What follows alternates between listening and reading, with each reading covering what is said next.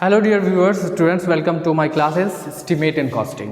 आज एस्टिमेट के बारे में हम बताएंगे डिटेल से कि टाइप ऑफ एस्टिमेट कितना होता है। याद रहे कि कल हमने आपको हमारे प्रीवियस क्लासेस में बताया था कि वो there are several types of estimate, but estimate of introduction, what is estimate. तो चलिए हम जानते हैं कि डिफरेंट टाइप्स ऑफ एस्टिमेट होता क्या क्या है, कौन सा एस्टिमेट कहाँ यूज़ करते हैं और कौन सा एस्टिमेट कहाँ नहीं यूज़ किया जाता है। तो आज एस्टिमेट के बारे में डिटेल से बात करेंगे। जैसा कि आपको मालूम है कि there are several types of estimate, like तकरीबन 8 तरह के एस्टिमेट्स होते हैं। तो हम शुरू से जानते हैं कि कौन सा एस्टिमेट कहाँ पे यूज़ करता है और कौन सा एस्टिमेट क्या होता है। Then let's go. There are different types of estimate. The first one is detailed estimate. सबसे पहली चीज़, आज हम 3 तरह के एस्टिमेट्स के बारे में बात करेंगे। Detailed estimates number 1, the next one is preliminary or approximate or rough estimate, number 3 और next quantity estimate। तो हम 3 एस्टिमेट्स के बारे में आज बात करने वाले हैं, जिसमें डिटेल्ड एस्टिमेट सबसे पहले है, वो हम जानते हैं। This includes the details of particulars for the quantities, rates and cost of all items। इस तरह के एस्टिमेट्स के अंदर में जो होता क्या है कि total details of particular quantities और उसका रेट्स होता है। किसी भी एस्टिमेट का जो बनाते हैं, पर्टिकुलर आइटम का डिटेल्स होता है, रेट्स होता है, कॉस्ट होता है, ठीक है। Quantities of all items. Now quantities of all items, सभी आइटम्स के क्वांटिटीज को work are calculated from their respective dimensions. उसके डायमेंशन के आधार पर, बेस पर हम उसको क्या करते हैं, उस क्वांटिटी को निकालते हैं और कॉस्ट को उसको मल्टीप्लाई करके कॉस्ट भी हम जानते हैं कि कितना कॉस्ट पड़ता है on the drawing on A measurement sheet, किसी मेजरमेंट शीट में, ठीक है। मल्टीप्लाइंग, अब निकालते कैसे हैं एक्चुअली। मल्टीप्लाइंग दीज क्वांटिटीज, हम इन क्वांटिटीज को मल्टीप्लाई करते हैं। आपको याद रखना चाहिए कि हम इंडिविजुअल क्वांटिटीज निकालते हैं। Multiplying by their respective rates, उसका जो पर्टिकुलर रेट होता है उससे हम मल्टीप्लाई करते हैं इन ए सेपरेट शीट, किसी दूसरे जगह पे, यानी कि हम उस पे नहीं करते हैं, सेपरेट शीट।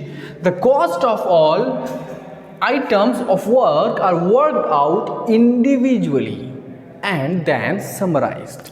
एक बात याद रखने की चीज़ है कि हर एक क्वांटिटीज़ को, हर एक आइटम का हम इंडिविजुअली एक एक करके निकालते हैं। आई थिंक आपको इसका जो है डेफिनेशन इजीली समझ में आ गया होगा। डिटेल्ड एस्टिमेट एक्चुअल में कहते ही इसको हैं, सेपरेट और इंडिविजुअली एक एक आइटम का details of cost, details of items हम निकालते हैं। ओके, नाउ नेक्स्ट, प्रीलिमिनरी और अप्रोक्सीमेट और रफ। 3 चीज़ कह सकते हैं इस एस्टिमेट को। हम प्रीलिमिनरी एस्टिमेट भी कहते हैं, अप्रोक्सीमेट एस्टिमेट भी कहते हैं और रफ एस्टिमेट भी कहते हैं। क्यों कहते हैं? सबसे पहली चीज़, हम कोई भी प्रोजेक्ट अगर करते हैं तो उसका एक रफ एस्टिमेट सबसे पहले बनाते हैं, ताकि हमें ये पता चले कि इसका कॉस्ट अप्रोक्सीमेट कितना पड़ेगा। इसके लिए हम सुइटेबल एक रफ सा एस्टिमेट बना लेते हैं साइड पे, फिर हमें पता चलता है कि इसमें ये कॉस्ट पड़ेगा। तो आइए इसका हम डेफिनेशन थोड़ा जानते हैं। This is an approximate estimate. जैसे कि मैंने बताया, to find out an approximate cost.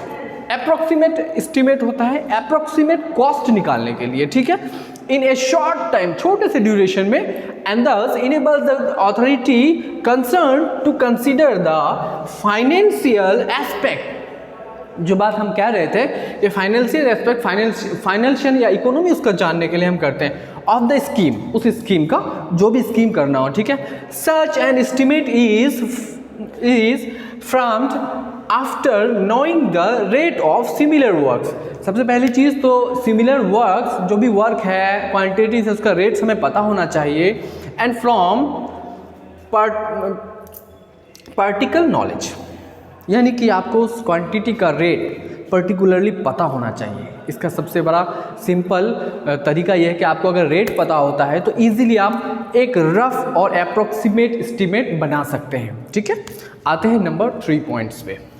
Third point, quantity estimate. एक बात इस एस्टिमेट के डेफिनेशन को बताने से पहले मैं आपको बता देना चाहता हूं कि क्वांटिटी एस्टिमेट एक्चुअली में होता है कंप्लीट एस्टिमेट और फुल्ली डिटेल्ड एस्टिमेट। इस एस्टिमेट के ज़रिए से हम सारा जो प्रॉब्लम्स है, सारा ऑब्स्टेकल्स है एस्टिमेट में आने वाला, सबको दूर कर सकते हैं। ये एक्चुअली में है डिटेल्ड एस्टिमेट, ठीक है। तो आइए इसके डेफिनेशन को हम जानते हैं। This is a complete estimate, जैसा कि हम बता रहे थे ये एक कंप्लीट एस्टिमेट है और लिस्ट ऑफ क्वांटिटी, इसमें टोटल क्वांटिटीज़ का इंडिविजुअल लिस्ट होता है।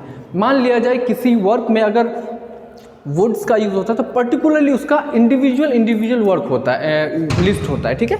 तो ये कंप्लीट एस्टिमेट है। एस्टिमेट और list of quantities for all items, सभी आइटम्स का लिस्ट ऑफ क्वांटिटीज होता है। Work required to complete the concern project को कंप्लीट करने के लिए।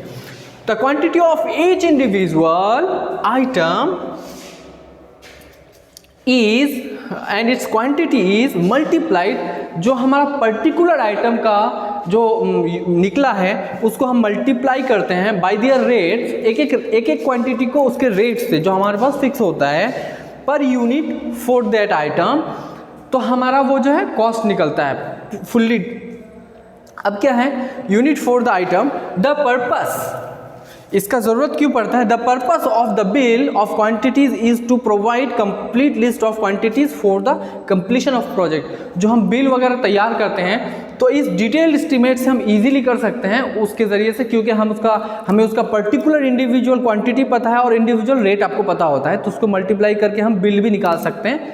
तो आई थिंक ये 3 पॉइंट्स आज आपके लिए बहुत ही इंपॉर्टेंट रहा होगा। आगे की क्लास में हम जो नेक्स्ट पॉइंट्स है एस्टिमेट का उसके बारे में हम जानते हैं। तो फिर अगले क्लास में मिलते हैं, तब तक के लिए थैंक यू।